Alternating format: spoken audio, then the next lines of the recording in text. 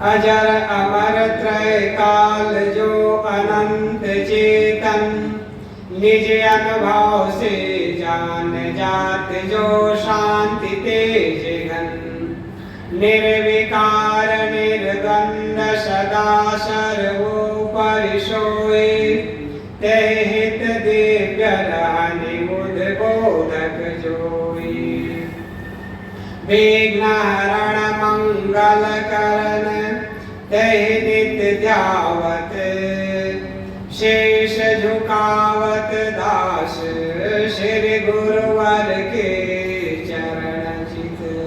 गुरु कबीर साहब विरचित बीजक के कहरा प्रकरण से आज 6वां नंबर के कहरा पर विचार किया जाएगा।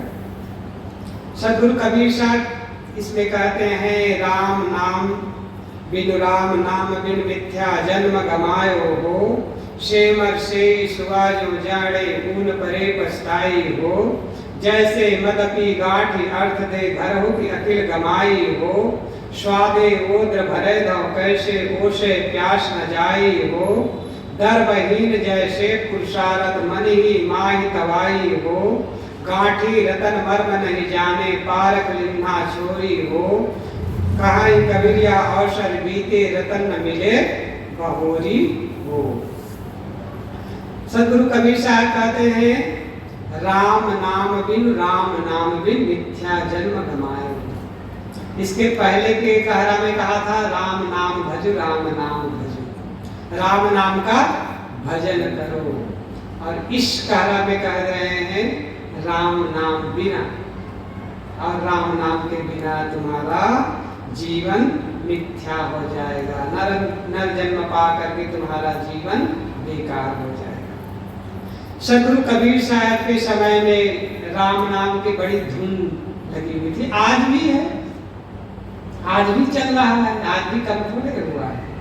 कहने का तात्पर्य है, आदमी राम राम राम राम राम राम राम राम राम राम रात दिन जपते रहता है, राम का स्मरण करते रहता है, राम का नाम जपता है, किंतु राम तत्व को नहीं जान पाता है।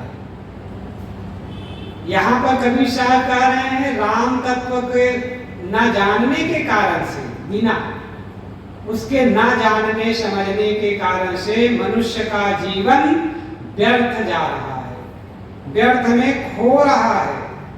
मिथ्या जन्म गमाए हो, मनुष्य का जन्म तो मिला हुआ है और वो मिथ्या में बीत रहा है। मिथ्या अर्थात झूठे के आशा में, झूठे के विश्वास में और झूठे के दिलासा में ही मनुष्य जीवन आदमी का खो रहा है। आज आदमी को नाम जपना तो सरल लगता है, नाम जपना सरल लगता है, आत्मस्मरण करना, ध्यान करना, चिंतन करना, स्वाध्याय करना कठिन लगता है। इसीलिए लोग कहते हैं ना, राम नाम के जपने से, राम राम राम राम कहने से यदि जीव का कल्याण हो जाता तो सदगुरु कबीर साहब कहते हैं, राम के कहे जगत गति पावे, खाण कहे मुख मीठा, पावक कहे पांव जो डाहे, जल कहे तृषा बुझाई, भोजन कहे भूख जो भाजै तो दुनिया तर जाई। नर के संग सुआ हरि बोले हरि प्रताप न जाने, जो कबही उड़ जाए जंगल में तो हरि सूरत न आने। बिनु देखे बिनु अर्श स्पर्श बिन नाम लिए क्या होई, धन के कहे धनिक जो हो वह निर्धन रहे न कोई। साची प्रीति विषय माया सो हरि भक्तन की फांसी, कहे कबीर एक राम भजे बिन बांधे अंकुर जासी। पंडित बाद बदेशो झूठा। कबीर साहब कहते हैं, जो पंडित बाद बद रहा है कि राम राम राम राम राम राम राम राम कहने से तेरा कल्याण हो जाएगा, तेरा जीवन का उद्धार हो जाएगा, तेरा दुख और दारिद्र सब समाप्त हो जाएगा। कबीर साहब कहते हैं, राम के कहे जगत गति पावे, खाण कहे मुख मीठा। जब राम राम राम राम कहने से जगत संसार के लोगों का कल्याण हो जाएगा, मुक्ति गति मिल जाएगी, तो फिर खाण खाण खाण खाण कहने से, सकर सकर सकर कहने से, गुड़ गुड़ गुड़ गुड़ कहने से मुख मीठा हो जाना चाहिए। नियम तो यही है ना भाई, राम राम कहने से मोक्ष गति हो रही है तो मीठा मीठा कहने से वो मीठा हो जाए। आग आग कहने से गर्मी का एहसास हो जाए, पानी पानी कहने से प्यास बुझ जाए, और धन धन धन धन धन धन धन धन धन धन धन धन कहने से धन मिल जाए तो काम बन जाए। लेकिन केवल नाम जपने से न धन मिलता है, न गर्मी मिलती है, न शीतलता मिलती है, न भूख मिटती है, न प्यास मिटती है, तो फिर राम राम कहने से मोक्ष गति कैसे मिल जाएगा? मुश्किल है, असंभव है, मुश्किल में असंभव है, होने वाला ही नहीं है। तो ये पंडित बात बत करके संसार के लोगों को भ्रम में डाल रखे हैं। बस सस्ता नुस्खा बता दिया, गंगा में स्नान कर लो तेरा काम बन जाएगा। हाँ, उसके बदले में पंडे और पुरोहितों को मोटी रकम जरूर दे दो। भाई गंगा में स्नान करके कर्म कांड कराओगे तो किसका जेब भरेगा? पंडों का जेब भरेगा, और तुम्हें कुछ नहीं मिलने वाला। वो पंडे और पुरोहित अपने पेट धंधा के लिए तुम्हें भ्रम में डाला हुआ है, और संसार के लोग मूढ़ बने हुए, अज्ञानी बने हुए उन पंडे और पुरोहितों के जाल में फंसे हुए हैं। कबीर साहब कहते हैं, नर के संग सुआ हरि बोले, हरि प्रताप न जाने। तुम्हारी दशा वही हो रही है। वो तोता कहता है कि जाल अधिक आएगा, जाल फैलाएगा, दाना डालेगा, और जाल में नहीं फंसना चाहिए।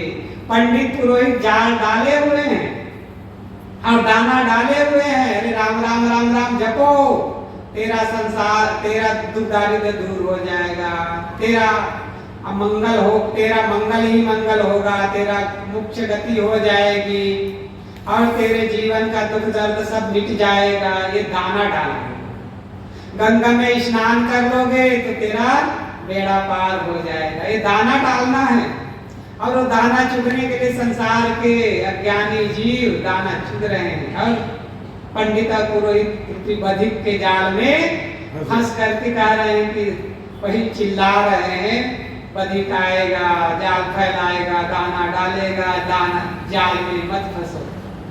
फंस भी रहे हैं और कह भी रहे हैं। तो कहने का तात्पर्य है, आदमी राम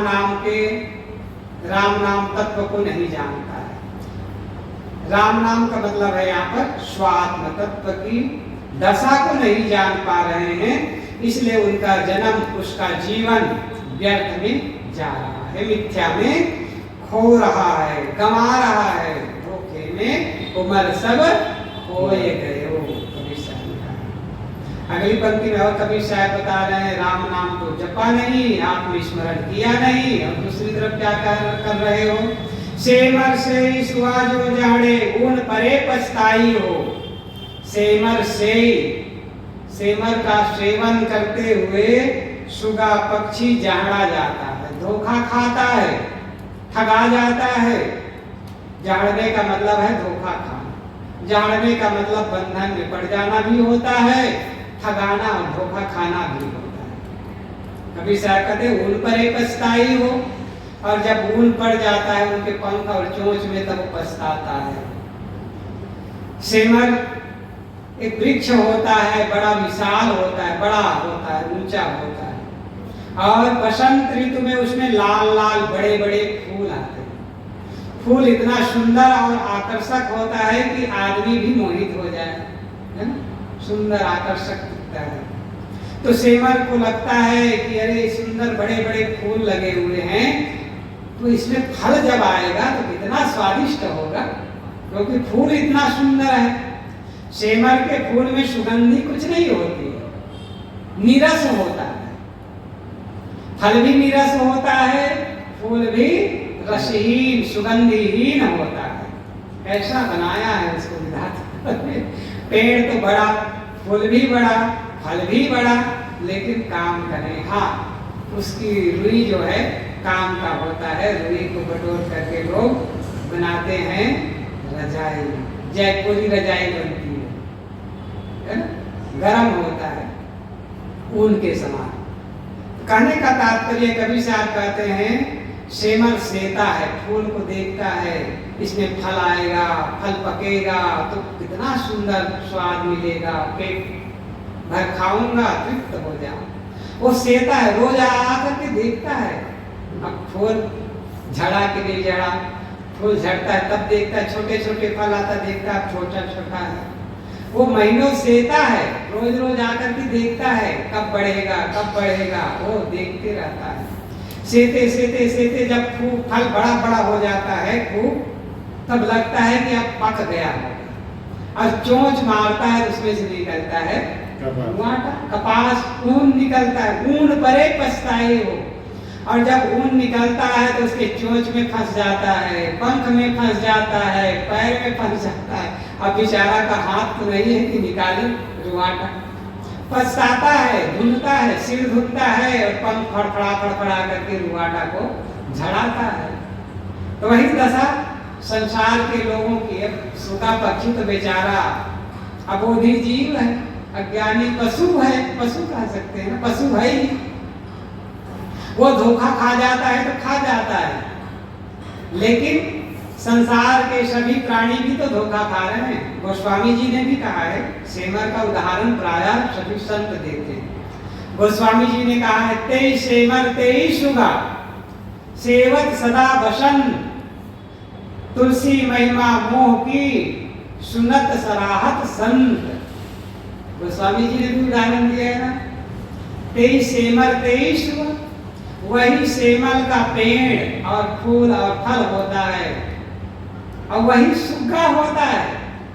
सेवत सदा बसंत, बसंत ऋतु आती है, फिर वही एक बार ठगाता है, फिर दूसरे साल वो सुग्गा आकर के फिर ठगा जाता है। वो उड़ करके आता है तो सारे फूलों को छेड़ देखता है। आम के बौर भी उसी समय आता है, तो आम के पेड़ में भी बैठता है सुग्गा, लेकिन देखता है छोटे छोटे फूल में क्या दम होगा, इसका फल क्या होगा, तो उसे आम के पेड़ को छोड़ करके सेमर के पेड़ पे बैठता है जा सुग्गा, है ना। अरे इसका जब फूल ही छोटा छोटा है, दिखाई भी नहीं दे रहा है, तो इसमें फल क्या आएगा। लेकिन फूल छोटा जरूर होता है आम का, लेकिन फल बड़ा होता है। सेमल के फल के से बड़ा होता है और रसीला भी होता है, कच्चे में भी ये रस आता है, लेकिन सुग्गा धोखा खा जाता है। तो सुग्गे की बात हो गई, हर बसंत में ठगाता है। ठीक वैसे ही संसार के सभी प्राणी सेमल के समान रुआटा निकलने वाला नीरस मायावी चीजों में हमेशा ठगाते रहा। जवानी नीरस है, लगता है कि रस ही रस वाला होगा। सुंदर पत्नी है तो लगता है कि आनंद आता है। शादी होता है, शादी का कितना आकर्षण होता है आदमी को, मन में लड्डू फूटते रहता है, शादी होगी, बहू आएगी, आनंद आएगा, जीवन का स्वर्ग, सारा स्वर्ग उसी में समाया हुआ है। जिसकी शादी होती है उसको पूछो जाए, और धीरे धीरे धीरे धीरे अब शादी में सुख मिलता है। इसीलिए किसी ने कहा है, शादी का मतलब, विवाह का मतलब क्या होता है। शुरू में तो वाह वाह होता है, विवाह का मतलब आनंद ही आनंद, वाह क्या आनंद, वाह क्या आनंद, स्वर्ग का आनंद लगता है। अब जब कुछ वर्ष बीतते हैं तब क्या हो जाता है, वाह का हो जाता है आह। अब आह आह निकलती है, अरे उसी के चिंता में, परिवार के भरण पोषण में आह निकलती रहती है रात दिन। और अंतिम दशा में क्या होता है, त्राही त्राही माम हो जाता है ना। यही दशा होती है विवाह का। और शुरू में पत्नी कितना सुंदर लगता है, कितना त्रिमुखी होती है। जब पत्नी की शादी होता है तो लोगों को लगता है पत्नी क्या है, चंद्रमुखी है, चंद्रमुखी। कुछ काल बीतता है तो चंद्रमुखी से हो जाता है सूर्यमुखी। अब तो ताक देने लगे। अब बात बात में झिड़कती है, बात बात में व्यंग करती है, कटु बोलती है। अब तो क्या लगती है, सूर्यमुखी के समान लगती, ताक देती है। और जब अंतिम में जब ज्यादा ताप देने लगती है, किसी किसी के जीवन में तब हो जाती ज्वालामुखी हो जाती है, ज्वालामुखी होकर फट जाती है और पति और पत्नी अलग हो जाती है। तो ये दशा है, पत्नी ही करती ऐसी बात नहीं है। अब पति क्या कहता है, पत्नी पति को क्या कहता है, अरे तू तो प्राणनाथ है। पत्नी के लिए पति क्या होता है, प्राणनाथ होता है शुरू में। और जब कुछ काल बीतते हैं 2-4 साल, तब क्या होता है, नाथ हो जाता है, प्राण निकल गया अब नाथ नाथ रह गया, स्वामी स्वामी रह गया। पहले प्राण नाथ लग रहा था, अब नाथ हो गया। अब अंतिम में अनाथ हो जाता है, तुम काम पड़े रहो बुड्ढे, अनाथ हो गया ये दशा है शादी का। ये सेमल के समान ही तो है, लगता है शुरू में आकर्षित। अब संसार के सभी प्राणी तोते के समान, सुग्गे के समान उसी में लट्टू बने घूम रहे हैं। ये तो हो गया शादी की बात। धन का संसार के सारी प्राणी और पदार्थों की यही दशा है। प्रारंभ में लगता है बड़ा आनंद आएगा, बड़ा आनंद आएगा, और जब खरीद लो सामान हो गया तो लगता है इसमें धन सुख नहीं है, दूसरा में सुख। जिसके पास साइकिल है तो साइकिल में आनंद नहीं आता, अरे मोटरसाइकिल हो जाता, देखो भर से निकलते हैं लोग। मेरे पास भी मोटरसाइकिल हो जाता है, इतनी मेहनत करने के पश्चात तो मैं भी भर से चलता निकलता। मोटरसाइकिल हो गई तब देखता है 4 पहिए गाड़ी वाले को देखता है, अरे 4 पहिया गाड़ी हो जाती तो क्या पता, देखो गर्मी के दिन में एसी में मस्त चलते हैं। लोगों को लगता है अब 4 पहिया गाड़ी हो गई तो अरे 4 लाख की गाड़ी है भाई, 15-20 लाख की गाड़ी वाले और क्या आनंद है, उसके गाड़ी में जर्किन भी नहीं लगता है। अब 15-20-25 लाख के गाड़ी वाला देखता है, अरे करोड़ों की तो गाड़ी आती है, करोड़ की गाड़ी वाले तो ज्यादा सुखी होगा। सुखी कोई नहीं है, सब दुखी है, दुखिया सब संसार। ये केवल भ्रम है। कभी साहबकार हैं सेमर से सुबह जो जाड़े, सब जड़ा जा रहे हैं, भोगों को देख रहे हैं, उसमें आकर्षित होकर के ठगाए जा रहे हैं। इसमें सुख मिलेगा तो इसमें, न साइकिल में सुख है, न मोटरसाइकिल में सुख है, न 4 पहिए की गाड़ी में सुख है, न करोड़ों की गाड़ी में सुख है, न हवाई जहाज में सुख। सुख किसमें है, संतोष में सुख है।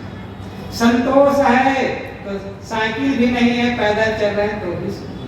और संतोष नहीं तो हवाई जेट विमान है, अडानी अंबानी के पास जाकर के पूछ लो कितना सुखी हो, बता दो भाई। वो कहे जल रहे हैं, अरे ये काम बिगड़ गया, ये काम लोन का पैसा नहीं पट रहा है, उसकी चिंता में चित्त जल रहा है। सुखी कहाँ है? तो दिखावा जरूर है, दिखावा एंटेलिया ऐसा हो जाता, वो ऐसा हो जाता, वो इतना हो जाता, वो उतना हो जाता, इसी में तो चित्त उलझा हुआ है। अब लिखा हुआ है, अभी परसों के समाचार में देख रहा था, अनंत अंबानी उसका बेटा है, कोई देश है मलेशिया या कहां से गुहार लगा रहा है कि हमारे इतने उनके वो क्या कहते, गेंडा होता है जल में रहता है, क्या कहते हैं उसको, दरियाई घोड़ा है ना, उसको ट्रीटमेंट के लिए हमारे दरियाई घोड़े इतने हैं, उसको बचाने के लिए आप जुगाड़ लगाइए। लो अब पाल तो लिया है, क्या बनतारा तो बना लिया है, अब जुगाड़ नहीं कर पा रहा है तो दूसरे देश को पुकार लगा रहा है, क्या क्या दशा है। ये है सेमर से सुहा जो जाड़े ऊन परे पछताई हो, जैसे मदपी गांठ अर्थ दे घरों के अकिल गमाई हो। कबीर साहब कहते हैं जैसे मदपी गांठ अर्थ दे। शराबी क्या करता है, अपने गांठ का द्रव्य देता है, रुपया देता है और शराब पीता है। शराब पीने के बाद क्या होता है, बुद्धि उसकी भ्रष्ट हो जाती है। घर की अकिल गमाई हो, पैसा दे करके अपने बुद्धि को भ्रष्ट करना ये बुद्धिमत्ता है कि मूर्खता है, अज्ञानता है। आदमी को कह दो बुद्धिहीन हो तुम, तो डांडा और पत्थर लेकर के, पत्थर और डंडा ही नहीं, क्या ले लेगा, डंडा पत्थर ही नहीं, क्या ले लेगा? बंदूक तान देगा। अरे मैं बुद्धिहीन हूं, तू ही बड़ा बुद्धिमान है, आप ही बड़ी बुद्धिमान हो, ऐसे कह करके आदमी बंदूक तान देगा। लेकिन शराब पी करके नाली में लौट रहा है, हा? और लड़खड़ा रहा है, अंड बंड बोल रहा है और मानता है अरे हम तो बड़े बुद्धिमान हैं, हम तो बड़े विवेकी हैं, हम तो बड़े पैसे वाले हैं, हम तो बड़े चतुर हैं। ये क्या है? पैसा दे करके अपना सिर उड़ाना। एक आदमी शराब पीता है तो क्या है? पैसा दे करके अपना सिर ही तो उड़ाना। एक आदमी था, उसने कहा ये पत्थर लो। उसने कहा पत्थर क्या करूंगा? अरे पत्थर लो तो। उसने कहा पत्थर लो, मैं तुम्हें 500 रुपया दूंगा। उसने कहा अच्छा किस लिए? अरे मेरे सिर पे मार देना पत्थर को। कहा ये आदमी बेवकूफ कितना है, पैसा भी दे रहा है, पत्थर भी दे रहा है, पत्थर से कह रहा सिर फोड़ दो मेरा। और सिर फोड़ दूंगा तो मरेगा कि बचेगा? तो उसको अब कहो, उसको बुद्धिमान कहा जाएगा कि मूर्ख कहा जाएगा? दुनिया की यही दशा है। शराब पीता है, गांजा पीता है, भांग खाता है, तंबाकू खाता है, बीड़ी पीता है, सिगरेट पीता है, दुर्व्यसन करता है और अपने आप को मानता है बुद्धिमान। बुद्धिमान तो नहीं है, बुद्धिहीन जरूर है, नालायक जरूर है, मूर्ख जरूर है, भले अपने आप को बुद्धिमान मानता है। वही कबीर साहब कह रहे हैं घर की अकिल कमाई हो। घर की बुद्धि को खोना शराब पी करके बुद्धिमत्ता नहीं है, बुद्धिहीनता है, मूर्खता है, अज्ञानता है। दुनिया की दशा यही हो रही है। शराब पी रहे हैं, अहंकार का शराब पी रहे हैं, धन द्रव्य प्राणी और पदार्थों का अहंकार गांठ रहे हैं। ये तो शराब का एक उदाहरण दे रहे कबीर साहब। शराब पीने के समान है, प्राणी और पदार्थों का अहंकार गांठना। ये है अपने बुद्धि के दिवाला पिटाना। स्वादे ओद्र न भरे धाम कैसे, ओसे प्यास न जाई हो। स्वाद लेने मात्र से, स्वाद मतलब केवल चाटने मात्र से, मान लीजिए भोजन हो, दाल भात रोटी सब्जी, खीर पूरी हलवा और गुलाब जामुन, जो भी पकवान होता है उसको हम केवल हाथ में ले और जीभ में रख कर केवल चाटे, जीभ में रखें और चाटे और फिर हटा दें, तो स्वाद लेने मात्र से तृप्ति मिलेगी? नहीं मिल सकती है। स्वादे ओद्र भरे दम कैसे, पेट कैसे भरेगा? तृप्ति नहीं मिल सकती है, पेट नहीं भर सकता है। ओसे प्यास न जाई हो, और कोई आदमी ओस को चाटते रहे। अब पत्तियों में पानी के बूंद पड़े हो, उसी को चाटे, प्यास बुझने वाली है? नहीं बुझने वाली है। ये तो एक उदाहरण दे रहे सतगुरु कबीर साहब। ठीक ऐसे ही संसार के लोग कर रहे हैं। प्राणी और पदार्थों को स्पर्श कर करके, उसका भोग कर करके मानते हैं कि हमें तृप्ति मिल जाए। मिलने वाली है? नहीं मिलेगी। न सांसारिक भोग विषय जिसे भोग कहा जाता है, स्त्री और पुरुष का भोग, उसमें ना तृप्ति मिलती है। ये सब क्या है? ओसे प्यास के समान है और भोग को चाटने के समान है। इससे कभी भी आदमी को तृप्ति नहीं मिलती है, किंतु तृष्णा और बढ़ती है। कोई आदमी गुलाब जामुन लेकर के जीभ में चाटे और फिर रखे तो उसकी तृष्णा भूख और बढ़ेगी कि घटेगी? बढ़ेगी ना। और खाने का बारंबार मन तो और होगा, इतना खा जाऊं, 10 खा जाऊं, 20 खा जाऊं, मन और बढ़ेगा तृष्णा में। ठीक वैसे ही जितने भी भोगों को भोगते हैं, चाहे सांसारिक भोग हो, चाहे प्राणी पदार्थों का भोग हो, चाहे धन का भोग हो, चाहे सम्मान का भोग हो, जितना उसका स्पर्श करते हैं उतनी ही तृष्णा और बढ़ती है, ज्वाला और भड़कती है। ये ओस चाटने के समान है। कबीर साहब कहते हैं भोगों को भोग करके तृप्ति नहीं मिलती है, किंतु त्याग से ही तृप्ति मिलती है। सांसारिक भोगों का त्याग और आत्मजनित जो ज्ञान है उसके भोग से तृप्ति मिलती है, संतोष से सुख मिलता है। संतोषम परम सुखम कहा गया है, संतोष से ही सुख मिलता है। कबीर साहब ने और भी कहा है, गोधन गज धन बाल धन और रतन धन खान, जब आवे संतोष धन सब धन धूरी समान। ये कबीर साहब ने कहा है, जब संतोष धन आ जाता है सब धन धूल के समान लगता है। और जब तक संतोष नहीं होता है तब तक कि इतना हो जाए, इतना हो जाए, इतना हो जाए, इतने में तृप्ति मिलेगी, ऐसा लगता है आदमी। असंतोष और तृष्णा उसके चित्त में और धधकती रहती। दर्भहीन जैसे पुरुषार्थ मन ही माही तवाई हो। किसी व्यक्ति के पास द्रव्य ना हो, पैसा ना हो, धनहीन हो, जैसे पुरुषार्थ, और वो पुरुषार्थ भी ना करता हो, तो पुरुषार्थ ना करने से धन नहीं मिलता है। मन ही पानी तवाई हो और उसके कारण से उसके मन में चिंता, उद्वेग और संताप बना रहा। तवाई संताप, तब का मामला वो होता है। ताप, तवा होता है ना, और तवा जब जला होता है तो कितना ताप देता है, हाथ पड़ गया तो चट से जला देता है ना। और जल जाता है तो ताप देता है, जलने के पश्चात भी ताप देते रहता है। इसी का मतलब है संताप। बहुत लंबे समय तक ताप देने वाले दुख को कहा जाता है संताप। उसे शब्द रखा गया है तवाई। जैसे तवा पे ताप से हाथ जलता है तो लंबे समय तक दुख देता है, तपाता है, जलाता है, ठीक वैसे ही जो आदमी द्रव्य नहीं कमाता है, पूरा जीवन भर आलसी बैठा बना पड़ा रहा और बुढ़ापा आ गई, धनहीन जीवन हो गया, तो संतापित होता है, दुखी होता है, और वो मन ही मन संतापित रहता है, मन ही माही तवाई। तो आदमी को चाहिए, जीवन है तो परिवार भी है, शरीर भी। पहले तो शरीर के लिए कमाना चाहिए, अकेले है तो शरीर के लिए उपार्जन करना चाहिए। उपार्जन करने के लिए संत कभी रोकते नहीं है। हाँ, ये जरूर कहते हैं कि मायावी चीजों के आकर्षण से बचो, भोगों से बचो, भोगों में तृप्ति नहीं मिलेगी, ये कहते हैं। लेकिन जीवन गुजर के चीजों के लिए रोकते नहीं है। रोटी, दाल, भात, सब्जी और मकान, कपड़ा, ये तो जरूरी है।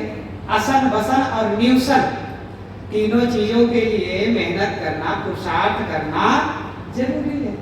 रोटी, कपड़ा और मकान, उसी को असन, बसन और न्यूसन कह दिया जाता है। उसके लिए मेहनत करना जरूरी है। जिस आदमी के पास खाने का रोटी ना हो, जिस आदमी के पास रहने का मकान ना हो, जिस आदमी के पास पहनने का कपड़ा ना हो, कितना दुखी होगा, बहुत दुखी होता होगा।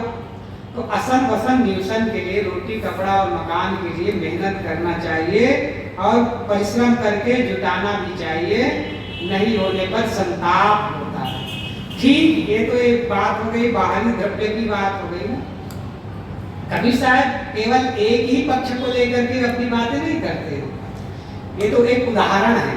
ठीक वैसे ही जैसे भोगों को चाटने से आदमी को तृप्ति नहीं मिलती है, वैसे ही केवल नाम राम राम राम राम राम राम जपने से तृप्ति मिलने वाली नहीं है। राम का क्या करना पड़ेगा? ग्रहण करना पड़ेगा, चिंतन करना पड़ेगा, धारण करना पड़ेगा। जो हमारे घट के अंदर आत्मा राम है, उसे धारण करना पड़ेगा, ग्रहण करना पड़ेगा। चाटने मात्र से तृप्ति नहीं मिलेगी, ग्रहण करने से तृप्ति मिलेगी।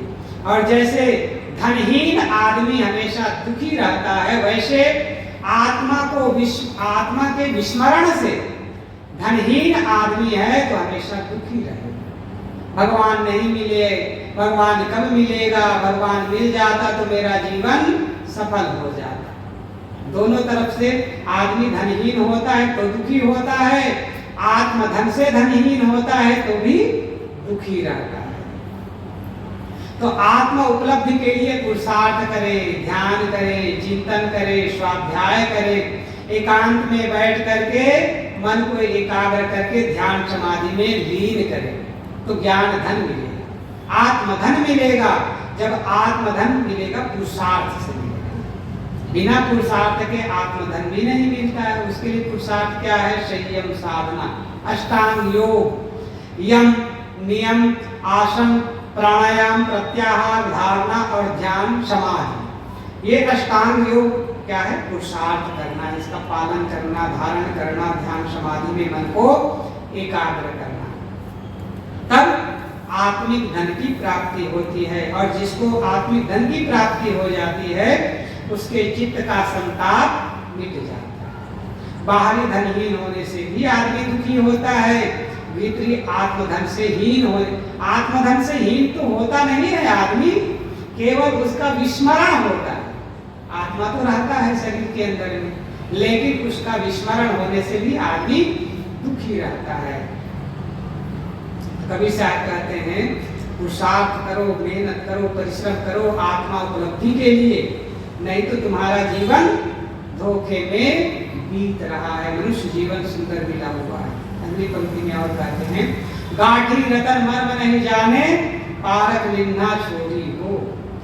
उसी को और बता रहे हैं अगली पंक्ति में, गांठी रतन, गांठ में रतन रखा हुआ है, पैसा द्रव्य रखा हुआ है, जेब में रखा हुआ है, लेकिन मर्म नहीं जाने, उसके मर्म को, उसके रहस्य को नहीं जान पा रहा है। पारक लिन्हा छोरी हो, लेकिन दूसरे तरफ जिसने पारक परीक्षा कर लिया, जिसने समझ लिया कि जिसको मैं ढूंढ रहा हूँ वो द्रव्य धन तो मेरे अंदर ही है, मेरे अंदर ही नहीं, जो ढूंढने वाला मैं खुद हूँ।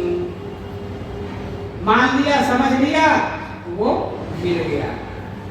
मैं एक दिन कहा था ना कि एक बार हम लोग गए थे गुजरात में, तो पूछा गया सत्संग के पश्चात आप कौन हैं?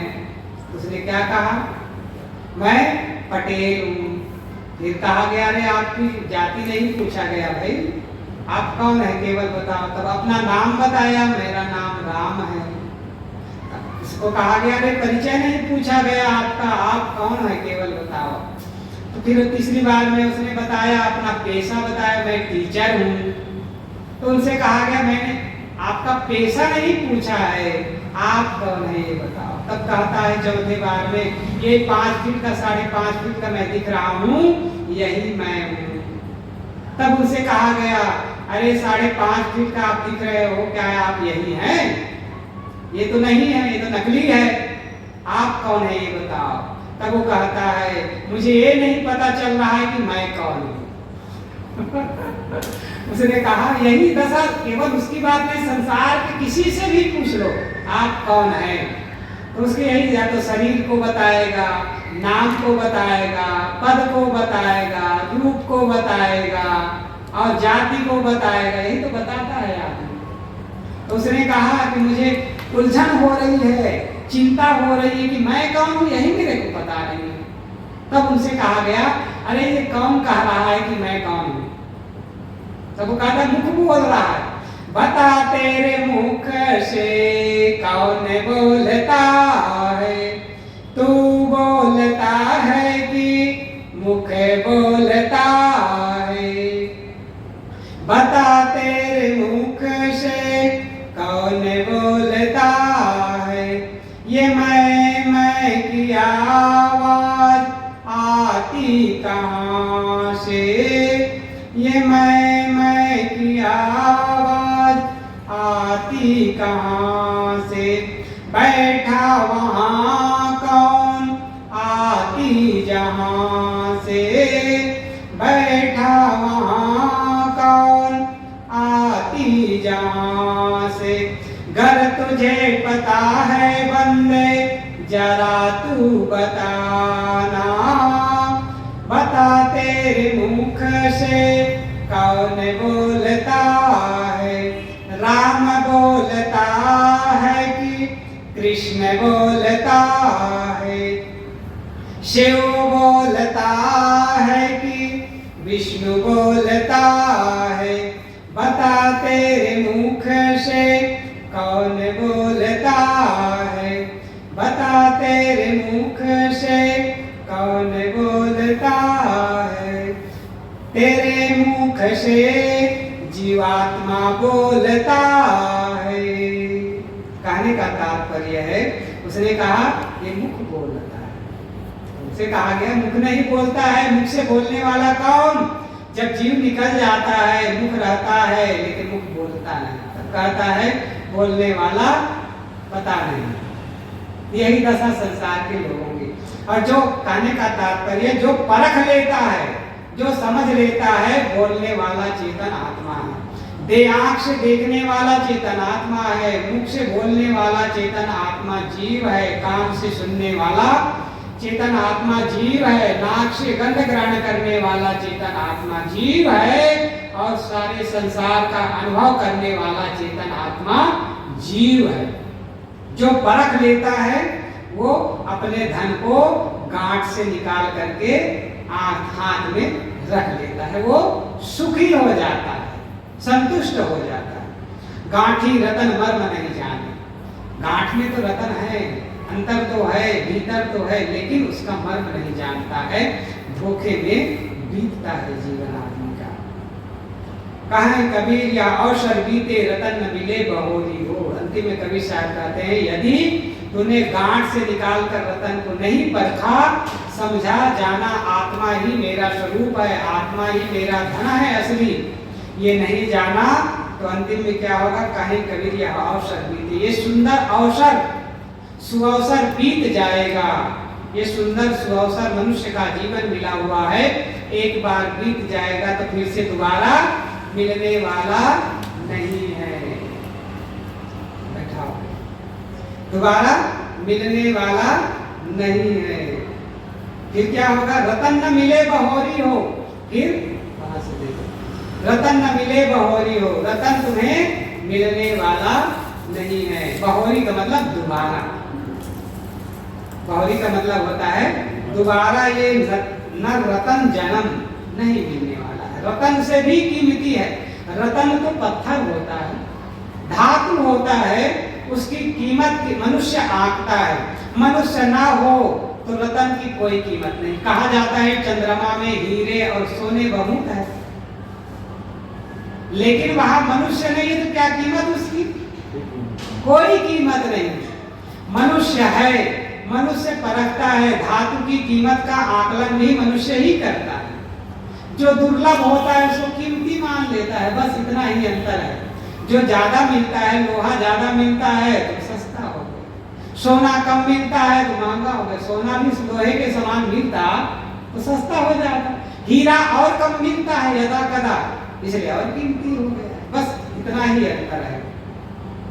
हीरा को भी कीमती बनाने वाला मनुष्य उससे भी कीमती है। कोई आदमी को कह दे हम तुम्हें कोहिनूर हीरा देंगे तो अपना प्राण दे दो, देगा? कोहिनूर हीरा की कीमत पूरा विश्व की धन संपत्ति को एक तौल में तौल दो और पूरे विश्व की एक तरफ कोहिनूर हीरा को रख दो तो बराबर कीमत आका आ जाता है। लेकिन आदमी कोहिनूर हीरा के बदले अपने प्राण को नहीं देने वाला है। प्राण कीमती हुआ कि कोहिनूर हीरा कीमती हुआ? कोहिनूर हीरा को कीमती बनाने वाला भी जीवात्मा है, मनुष्य है, तब उसकी कीमत है। कबीर साहब कहते हैं कहीं कबीर या अवसर मिले, सुंदर अवसर सुअवसर मिला हुआ है मनुष्य जीवन का। सुंदर बुद्धि है, सुंदर ज्ञानेंद्रियां हैं, ज्ञानेंद्रियों के माध्यम से संसार को देख सुन और जान रहे हैं, और बुद्धि से सबका विचार कर रहे हैं, और वाणी से बोलकर अपनी भावनाओं को व्यक्त कर रहे हैं। पशु खाने में जाने के बाद अपनी भावनाओं को भी व्यक्त नहीं कर पाएंगे। दुख हो रहा है, कोई मार रहा है तो भी बोल नहीं पाएंगे। यहाँ तो कोई गाली दे तो भी आदमी बोल करके उसका प्रतिकार करता है, वहां क्या करना? सबसे हीन हो जाएंगे। कबीर साहब कहते हैं ये सुंदर मनुष्य जीवन जो है सुअवसर मिला हुआ है। एक बार चुक गया तो फिर में मिलने वाला नहीं है। एक कहानी के पश्चात समाप्त करेंगे। एक चित्रकार ने बहुत सुंदर चित्र बनाया। चित्र विचित्र था। वो दौड़ते हुए एक इंसान का चित्र बनाया जिसके चेहरा बालों से ढका हुआ था और पीछे गंजा सफाचट का। लोगों ने पूछा किसका चित्र है?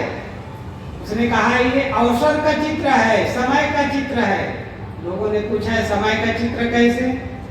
उसने कहा जब समय आता है, सुअवसर आता है तो पता नहीं चलता है, और जब समय निकलने लगता है तेजी से, तब आदमी पकड़ना चाहता है, अरे समय तो आया था सुंदर, चूक गया। पकड़ना चाहता है तो वो पकड़ में नहीं आता, क्योंकि पीछे सफाचट है। और जब समय आता है तो पता इसलिए नहीं चलता क्योंकि वो बालों से ढका हुआ। ठीक यही दशा संसार के सब मनुष्यों की होती है। सुंदर अवसर मिला हुआ है, मनुष्य जीवन मिला हुआ है तो पता नहीं चलता, बेभानी में जीता है। ये नर रतन के समान है, ये एक बार चूक गया तो फिर से दोबारा मिलने वाला नहीं है, फिर पछताना ही हाथ लगेगा। तो कवि साहब के कहने का मतलब है सुंदर मनुष्य जीवन मिला हुआ है, इस सुंदर मनुष्य जीवन में ही आत्मबोध प्राप्त करो, साधना करो, संयम करो और आत्म स्थिति करके जो मनुष्य जीवन मिला हुआ है इसे सफल और सार्थक बनाओ, तो तुम्हारा मनुष्य जीवन प्राप्त करना सफल हो जाएगा, सार्थक हो जाएगा और तुम मोक्ष को प्राप्त कर लोगे।